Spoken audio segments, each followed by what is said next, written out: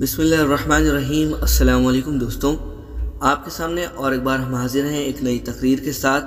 انشاءاللہ یہ تقریر آپ کو بہت پسند آئے گی، اور آپ اگر وطن سے محبت کرتے ہیں اور یہ تقریر آپ کو پسند آتی ہے تو اس تقریر کو لائک کیجئے اور نیچے جے ہند کامنٹ کیجئے۔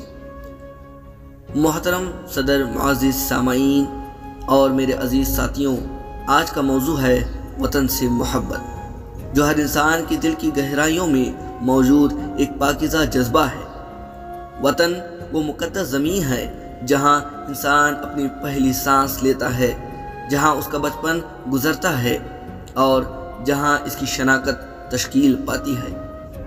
وطن سے محبت فطری جذبہ ہے۔ یہ وہ رشتہ ہے جو خون کے رشتوں کی طرح مضبوط اور لازوال ہے۔ تاریخ گواہ ہے کہ جب بھی وطن کو خطرہ ہوا، اس کے سپوتوں نے اپنی جانوں کا نذرانہ دے کر اس کی حفاظت کی، چاہے وہ سلطان صلاح الدین ایوبی ہوں یا دیگر کوئی بھی ہوں۔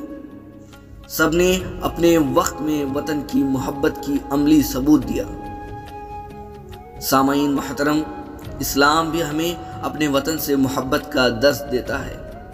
ہمارے نبی کریم صلی اللہ تعالیٰ علیہ وسلم نے مکہ مکرمہ سے ہجرت کے وقت فرمایا، اے مکہ، تو مجھے سب سے زیادہ عزیز ہے، لیکن تیرے لوگوں نے مجھے یہاں رہنے نہیں دیا۔